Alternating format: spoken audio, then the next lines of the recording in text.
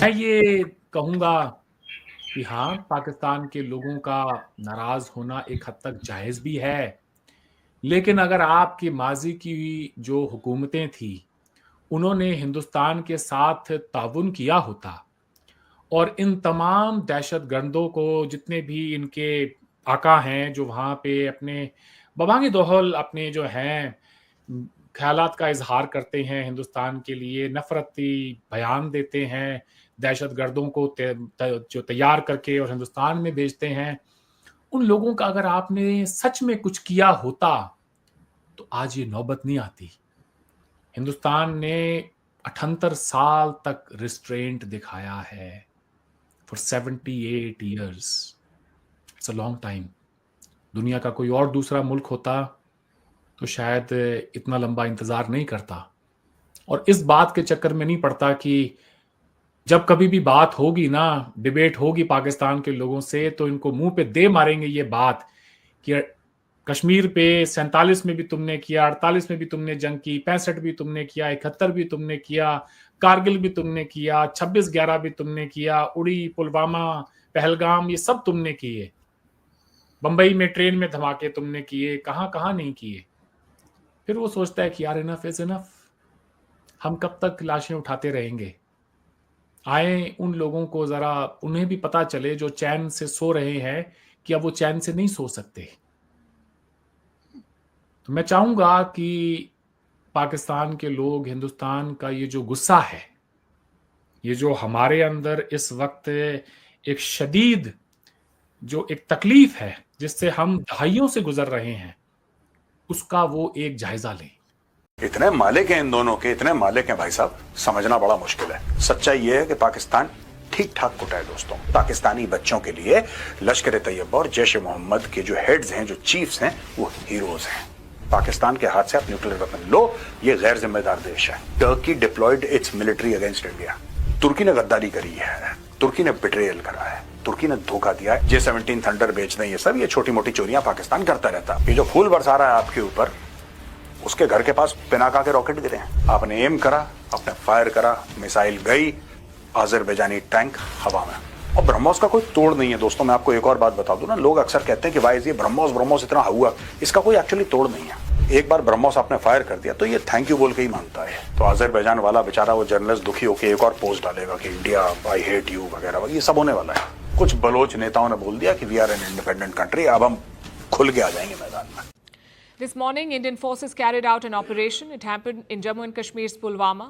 The forces zeroed in on 3 terrorists. They were hiding in an under-construction building. When they saw the Indian security forces, they opened fire and they got a fit response. Indian forces eliminated all 3 terrorists. All 3 of them were affiliated to the Jaish-e-Mohammed. This is a Pakistani terror outfit. This encounter comes just days after another operation where Indian forces killed 3 terrorists with links to the Lashkar-e-Toiba. This is part of India's sustained counter-terror efforts. Meanwhile, the hunt for the Pahalgam attackers is still on. Here's a report. वो है जो bus stand के नीचे वो shade है।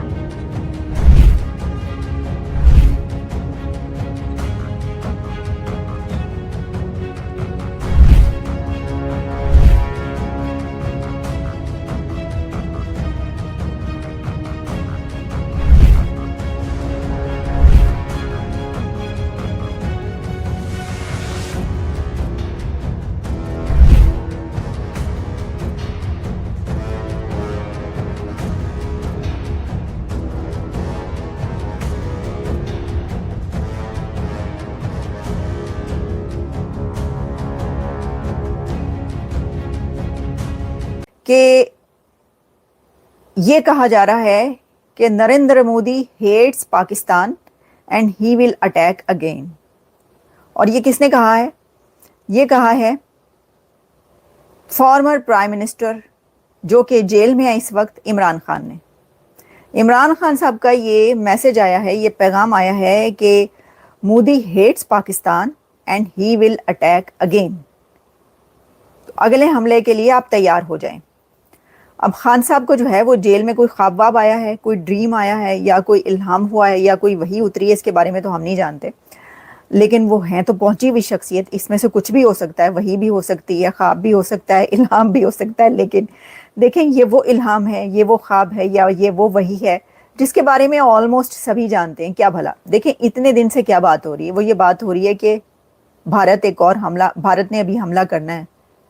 और भारत तो खुद ये कह रहा है, इंडिया खुद ये कह रहा है कि जो ऑपरेशन सिंदूर है इसको पॉज किया गया, इसको स्टॉप नहीं किया गया।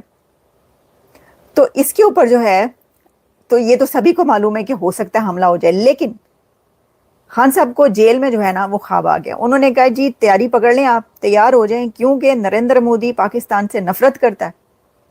नरेंद्र मोदी साहब को नफरत है पाकिस्तान से, और वो जो है वो एक और हमला। तो दोस्तों इसीलिए हम हमेशा बोलते हैं कि इनके ना क्रिकेटर्स पे भरोसा करना है, ना इनके जिविलियन फेंकने वाले पे भरोसा करना है, ना इनके किसी प्लेयर पे भरोसा करना है, ना इनकी सरकार पे, ना इनके माइक पकड़ के वो जो भारत को अच्छा अच्छा बाप बाप बोल के जो पुकारते हैं, ना उनको अच्छा बोलना चाहिए। आज गेम पाकिस्तान के अंदर बिल्कुल चेंज हो गया है।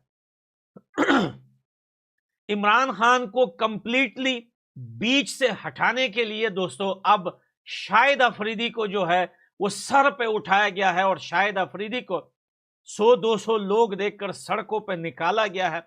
और शाहिद अफरीदी सड़क पर निकलकर सिर्फ एक ही बात कर रहा है, शहर शहर के कोने कोने जाकर एक ही बात कर रहा है कि भैया अगर हिम्मत है तो हमारे फौज से आके लड़ो।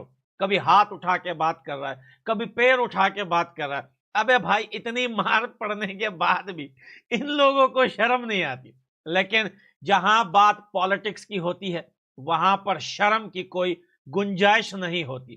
पाकिस्तान में तो वैसे भी शर्म नाम की कोई चीज नहीं है, लेकिन अब अगर उन नाराज पठानों को वापस गले से लगाना है, वापस उन्होंने जो है वो पाकिस्तान की आर्मी के लिए जिंदाबाद के नारे लगाने हैं, तो फिर किसी गुल खान को तो लाना ही पड़ेगा। Audio Jungle.